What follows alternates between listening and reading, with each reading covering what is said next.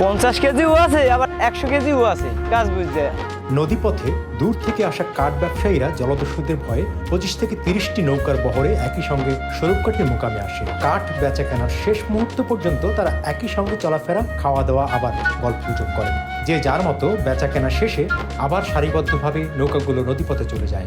বলছিলাম পিরোজপুরের স্বরূপকাঠির ভাসমান কাঠ বাজারের কথা।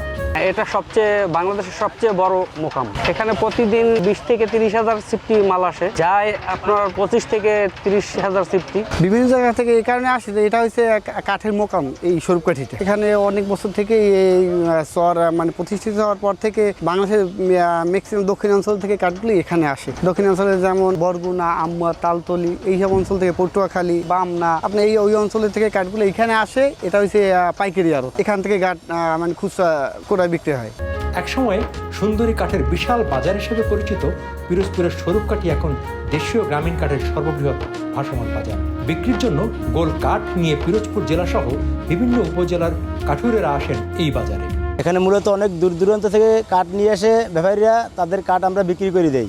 এই ঘরগুলো হচ্ছে যারা আড়তদারি করে তাদের মাধ্যমে তারা ব্যাপারীপত্র নিয়ে কথাবার্তা বলে এই জায়গায় বসে বিক্রি করে। ঘরের কারণে সুবিধা হইলো রৌদ্র যখন কষ্ট হয় তখন বিশ্রাম নেওয়া লাগে। বিভিন্ন কেউ বোট তৈরি করে, তারপরে ফার্নিচার তৈরি করে, বিভিন্ন বাংলাদেশের বিভিন্ন জায়গা থেকে যায়। কেউ ঘর তৈরি করে, যার যার পেশা হিসেবে সেইটা কাঠ নিয়ে ফাড়ায় বিক্রি করে তারা আবার। আর সেই কাঠ স্থানীয় ব্যবসায়ীদের মাধ্যমে নৌযোগে চলে যায় রাজধানী ঢাকা সহ দেশের বিভিন্ন অঞ্চলে। ভাসমান এ কাঠ বাজারে প্রতিদিন প্রায় কোটি টাকার কাঠ বিক্রি কিনি হয়। জলপথেও নেওয়া হয় এবং ট্রাকেও নেওয়া হয়। জলপথে বেশি কারণ হলো স্থলপথে একটু সমস্যা দেখা যায়, বিভিন্ন ঝামেলা হয়। আর স্থলপথে এইটা একটু কম হয়। প্রতিদিন 20 থেকে 25 কোটি টাকার লেনদেন হয়। এখানে মনে করেন 200 থেকে 250 শ্রমিক কাজ করে।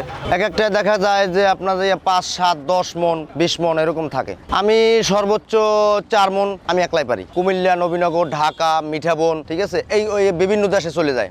স্বরূপকাঠি থানা সংলগ্ন সন্ধ্যা নদী এলাকার সরকারি পাইলট মাধ্যমিক বিদ্যালয়ের সামনের খালের চর, ইন্দিরহাট খালের মোহনা, মিয়ারহাট বাজারের খাল ও গয়া সহ আরও কিছু স্থানে গড়ে ওঠা ভাসমান বাজারগুলোই উপজেলার সব থেকে বড় কাঠ ব্যবসা কেন্দ্র। এখানে সব ধরনের কাঠই পাওয়া যায়। মনে করেন মেহগিনি, রেন্ডি, চাম্বল, আম, আকাশমণি, সব ধরনের কাঠ পাওয়া যায়।